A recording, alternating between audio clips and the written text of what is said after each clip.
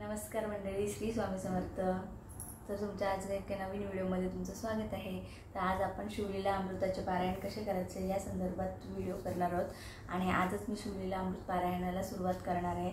आज सकाळीच रुद्राभिषेक झालेला आहे आणि आज संध्याकाळी म्हणजे प्रदोष समयी मी शिवलीला अमृताचे नेमलेले साप्ताहिक पारायण करते आणि नेमलेले जे 2 अध्याय असतात ते प्रत्येकी वाचते। ज्या ज्या दिवशी जे नेमलेले अध्याय आहेत तसं पारायण करते मी। शिवलीला अमृत पारायण करताना कोणत्याही प्रकारची अशी मांडणी करत नाही, फक्त पोथी पाटावर ठेवून 7 दिवस पोथी तिथेच न हलवता ठेवते एकाच जागेवर। कारण की प्रत्येक सोमवारी रुद्राभिषेक असतो, इतरी पूजा असतात आणि मग रुद्राभिषेक झाल्यावर शिवलिंग एकच आहे आणि माझ्याकडे काही महादेवाचा फोटो वगैरे नाही, म्हणून मी मांडणी न करता फक्त पोथीचे पूजन आपल्या देवघरात मांडणी म्हणजे शिवलीला अमृतचं पारायण करताना मांडणी केलीच पाहिजे असं काही नाही। तुम्ही एकाच जागी पोथी ठेवून एका जागेवर ही शिवलीला अमृताचे पारायण करू शकता।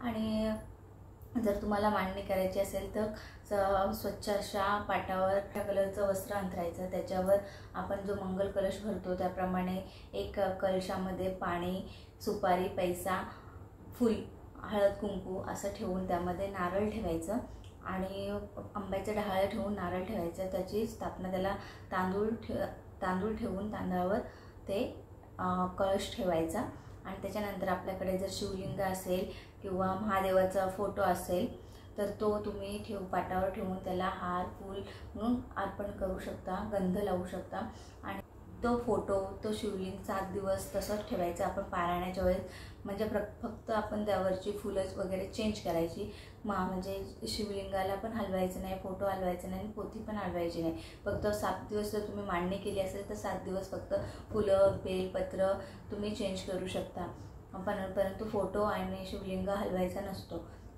म्हणून माझं जर रुद्राभिषेक असल्या कारणाने रुद्राभिषेकाची मांडणी मला दुसऱ्या दिवशी उचलायला लागते, म्हणून मग मी काही कोणत्याही प्रकारची मांडणी न करता शिवलीला अमृत फक्त पाटावर ठेवून एकाच जागी ठेवून ते देवघरासमोर वाचत असते। म्हणजे तुम्ही दोन्ही प्रकारे करू शकता। जर तुम्हाला मांडणी करूनच शिवलीला अमृताचे साप्ताहिक पारायण करायचं असेल तर तुम्ही मांडणी करू शकता, किंवा तुम्ही एका पाटावर फक्त पोथी ठेवून ते 7 दिवस तुम्ही पारायण करू शकता। तर अशा प्रकारे आज आहे श्रावणातील दुसरा सोमवार आणि आजची शिवामूठ होती ती मग सकाळी म्हणजे दुपारी जसा अभिषेक वगैरे झालेला आहे, शिवामूठ पण अर्पण केलेली आहे आणि आज आपण आता आपल्या शिवलीला अमृत ग्रंथाच्या पारायणाला सुरुवात करणार आहोत। परंतु त्याचपूर्वी तुम्हाला मी म्हणजे पारायण कसं करायचं, काय करायचं या संदर्भात हा व्हिडिओ केलेला आहे। तर अशा प्रकारे मांडणी झाल्यानंतर तुम्ही जे नेमून दिलेले आहेत असे अध्याय करू शकता। फक्त जेव्हा पारायणाला सुरुवात करायची असते त्यावेळेस तुम्ही संकल्पयुक्त पारायण करा, कारण की संकल्पयुक्त केलेली सेवा ही म्हणजे फलश्रुती प्राप्त होत असते। म्हणून आपण संकल्प कसा करावा, तर आपल्या उजव्या हातात थोडं पाणी घेऊन एक फूल घ्यायचं, हळद कुंकू व्हायचं, अक्षता ठेवायच्या आणि आपलं स्वतःचं नाव घ्यायचं, गोत्राचं नाव घ्यायचं। गोत्राचं नाव माहीत नसेल तर कश्यप गोत्र म्हणायचं आणि आपण हे संकल्प मी पूनम संकल्पयुक्त साप्ताहिक शिवलीला अमृताचं पारायण करते तर ते निर्विघ्न पार पडू दे। आणि तुमची कोणतीही इच्छा असेल म्हणजे तुम्ही कशासाठी हे पारायण करता तर ती इच्छा सांगायची आणि ते तामणात सोडून द्यायचं आणि मग आपल्या पारायणाला सुरुवात करायची। तर आपल्या म्हणजे जे शिवलीला अमृत ग्रंथ आहे या ग्रंथात आपण पारायण कसं करावं, काय करावं, उद्यापन कसं करावं, सर्व इत्थंभूत माहिती आपल्या शिवलीला अमृत ग्रंथात दिलेली आहे। तर नेमून दिलेले अध्याय सोमवार ते रविवारपर्यंत करायचे आणि 15 अध्याय आहे ते रविवारी 13, 14 व 15 अध्यायाला समाप्ती होते। समाप्तीच्या दिवशी तुम्ही उद्यापन घरी कोणाला जेवायलाही एखाद्या व्यक्तीला बोलू शकता, 5 व्यक्तींना बोलू शकता आणि तुम्ही उद्यापन घरातल्या घरातही करू शकता, किंवा तुम्ही मंदिरात जाऊन मंदिरात जाऊन शिवपिंडीवर जलाभिषेक करून तिथे पूजा करायची आणि तिथे महादेवांना बेलपत्र अर्पण करायचं, नैवेद्य ठेवायचा। आणि जर तुम्हाला घरी कोणाला बोलवणं शक्य नसेल तर मग मंदिरात भरपूर जण असं सोमवार म्हटलं तर म्हणजे आता श्रावणात तर गर्दीच असते मंदिरात, तर तुम्ही सोबत फळं नेऊ शकता किंवा तुम्ही एक स्वीट नेऊ शकता आणि त्याप्रमाणे तुम्ही तिथे इत्थंभूत सर्व महिलांना वगैरे हळद कुंकू करू शकता, त्यांना फळ देऊ शकता. म्हणजे तिथे सर्वांनाच तुम्ही काही तुमची यथाशक्ती असेल त्याप्रमाणे तुम्ही दान करू शकता. आणि जेव्हा पुजारी असतात त्यांना एक सफेद वस्त्र, तांदूळ आणि तुमच्या यथाशक्ती त्यांना दक्षिणा देऊन त्यांना फक्त सांगायचं का माझं शिवलीला पारायणाचं आज उद्यापन झालं, त्यानिमित्त तुम्हाला एक छोटंसं मी माझ्याकडनं होईल त्याप्रमाणे हे तुम्हाला दक्षिणा मी देत आहे, त्याचा स्वीकार करावा, एवढंच म्हणायचं. आणि त्याप्रमाणे तुम्ही मी असंच करते. मी जेव्हा म्हणजे मंदिरात जाते उद्यापनाच्या दिवशी, ज्या दिवशी आपलं वाचन पूर्ण होतं त्या दिवशी मंदिरात जायचं, शिवाला अभिषेक करायचा, बेलपत्र अर्पण करायचं.